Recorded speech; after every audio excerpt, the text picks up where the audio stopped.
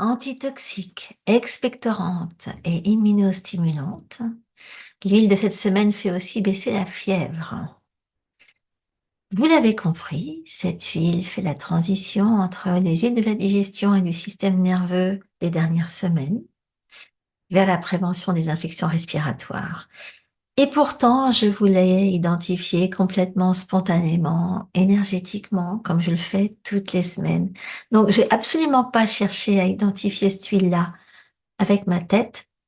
Elle s'est imposée parce que c'est vraiment la suite de l'orange qu'on a eu la semaine dernière et des pamplemousses qu'on a eu avant. Donc, c'est une huile qui est complètement indispensable pour se protéger de la grippe parce qu'elle est antitoxique. Et son action est quand même beaucoup plus subtile, du coup, que une huile franchement, que l'action d'une huile franchement anti-rhume, par exemple, comme l'action d'un eucalyptus. Un eucalyptus, lui, bon, bah, il est là pour déboucher le nez, éventuellement assainir, et puis ça s'arrête là. L'huile de cette semaine, eh ben, c'est d'abord une huile détoxifiante du système digestif. Elle régule à la fois la constipation et la diarrhée, les nausées, les vomissements. Et donc, c'est très important parce que elle agit à la fois sur les méridiens de l'estomac, de la rate, du côlon, des poumons. Or, la médecine chinoise nous apprend que pour guérir les poumons, il faut d'abord guérir les intestins. Et c'est exactement ce que nous permet cette huile trop peu utilisée à cette époque de l'année. Alors, je sais qu'en ce moment, il y a des épidémies de bronchite, d'angine, et c'est sûrement pour ça d'ailleurs qu'il faut sortir du schéma classique de la simple utilisation euh, symptomatique de l'huile anti-rhume, anti-mal de gorge. Il est beaucoup plus malin de ne pas faire comme tout le monde en travaillant en amont, hein, c'est-à-dire en s'occupant de son niveau de toxicité en premier. Et cette toxicité qu'on reconnaît chez les gens agressifs, critiques, qui savent rien faire de mieux que de se plaindre, il faut l'éviter à tout prix, cette toxicité.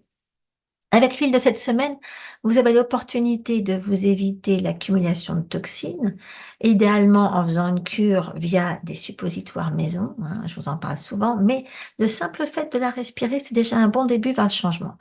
Donc, on va aller se la respirer et cette huile antitoxique, miraculeuse, anti-rhume, etc., c'est le fameux poivre noir, Piper nigrum pour les intimes. Et alors, elle fonctionne un petit peu comme le gingembre. Tiens, j'ai un poil de chat là-dessus, on se demande d'où ça vient.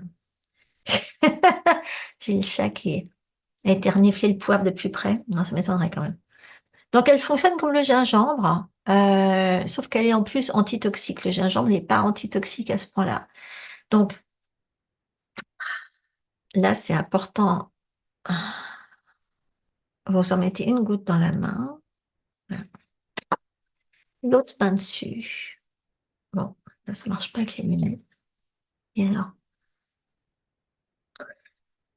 vous me la respirez, et normalement, si c'est de la bonne qualité, vous devez, ouais, la sentir qui diffuse loin, qui descend jusque dans vos poumons. Et là, vous soufflez ce dont vous n'avez plus besoin en termes de toxicité émotionnelle à ce moment-là. Parce que si on travaille avec l'olfaction, on va agir sur tout le système nerveux.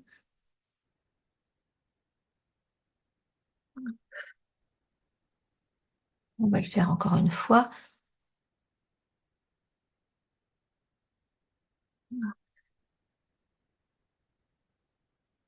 Alors, si vous êtes déjà malade, bon, bien sûr, vous pouvez respirer ça autant que vous voulez, hein, mais autant que vous voulez.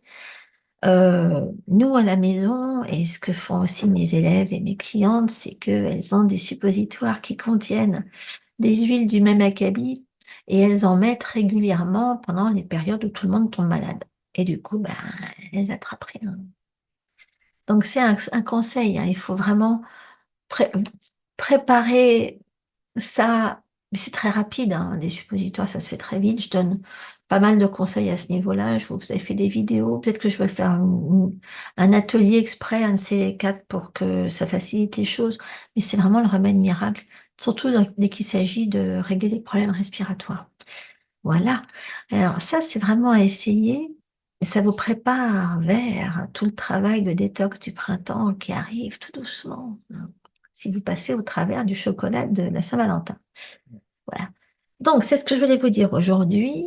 Vous pouvez bien entendu vous abonner à cette chaîne pour qu'on se retrouve facilement la semaine prochaine et pour que vous continuiez sur la bonne voie avec la future huile essentielle de la semaine prochaine.